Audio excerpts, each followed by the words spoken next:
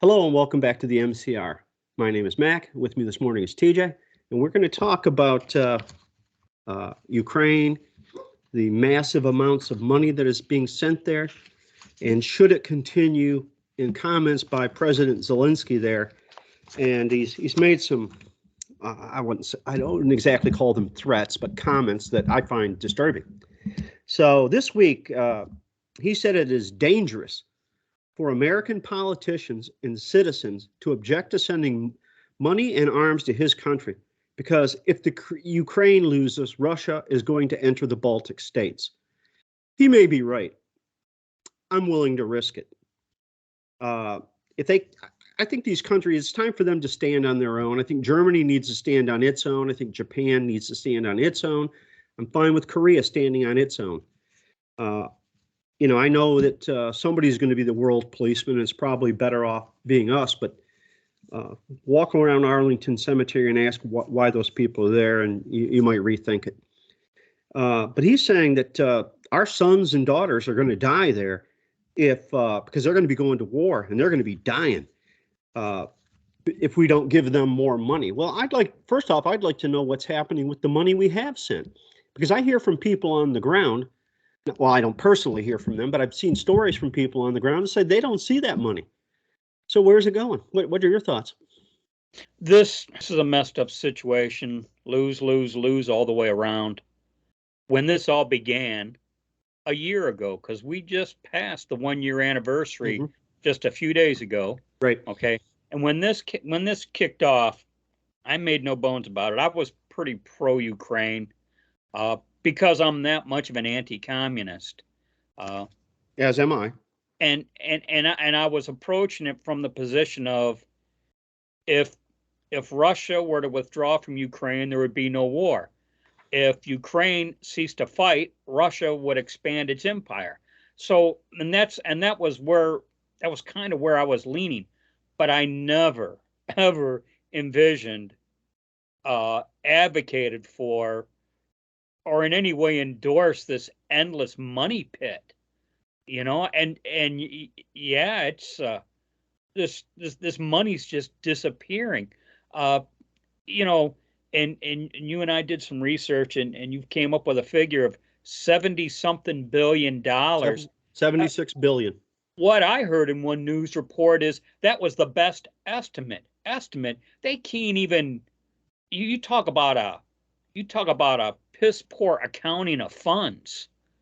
Of course, with government, everything's piss poor accounting, but they can't even tell you where the money went. That 5 years ago, disappearing. It was discovered that the Pentagon didn't have $220 billion they were supposed to have, and after 5 years of audits, they don't know. Clearly, someone stole it. Let's just throw into the mix, and I'm going off the top of my head now, the news report where Zelensky's wife was stopped at the border with something like $10 million in her luggage or something. I mean, you talk about reasonable suspicion, Hey, she was just going to the bank, man. Yeah.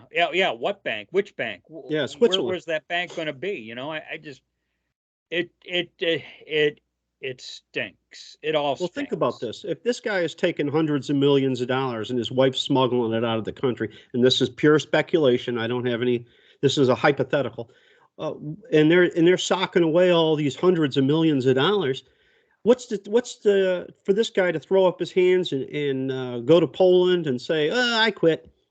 Thanks for the money, jerks.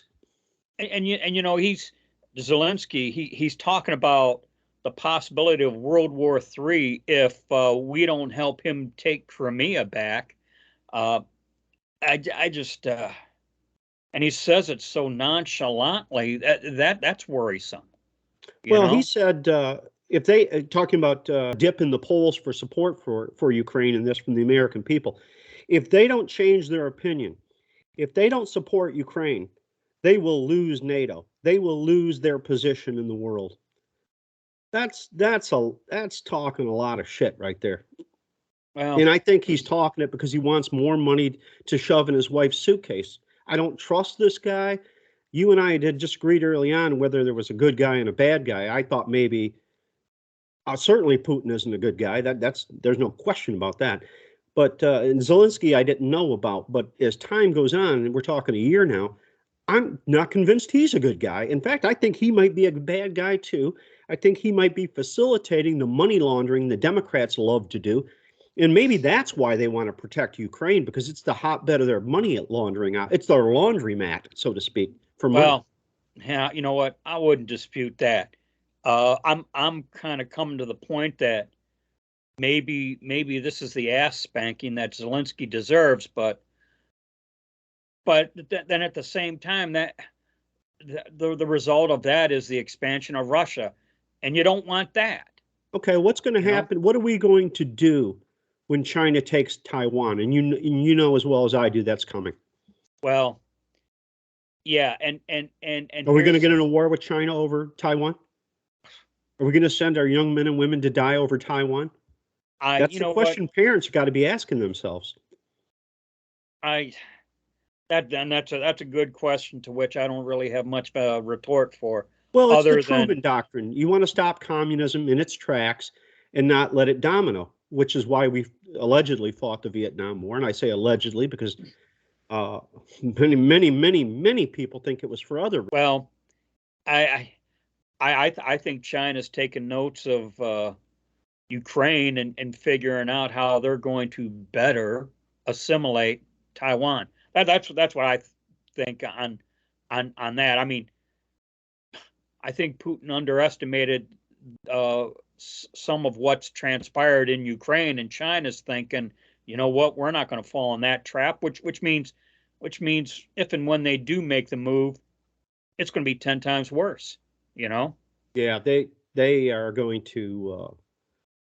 I mean, recently we had President Biden say, tear up the START treaty, which they claim was Obama's greatest thing in his first 2 years, his greatest accomplishment. So, yeah. And Biden now is saying, who was his vice president, of course, is saying, tear it up, see if we care. This guy is dangerous to all of our lives. Well, Ukraine sucks. The whole thing sucks. And my position is this: I don't care if they take if they take Ukraine at this point in time. Let them. It's when they encroach on a NATO country that's when we got to throw down. But until then, we don't got to throw down. And I certainly don't want money we don't have. And if you think we have it, you're crazy. Not you personally, but I mean anyone who thinks we have money to give to anyone else. It's like asking a homeless guy for a loan. It's ridiculous. Well, Poland is concerned they're next. Well, they should be. I understand that. You know, and Moldova, which is not part of NATO, they're pretty much under the assumption that if Ukraine falls, they're just going to be rolled up into the whole Ukraine assimilation thing. And you know what? It sucks seeing Russia expand their borders, man. Yeah, it does. That sucks. But I don't have, you know what? What am I going to do here in Detroit? You know, other than say, yeah, it's messed up, you know? That's true. All right, I guess we'll wrap it up at that. And as we always say, be safe, watch your six, and don't tread on me.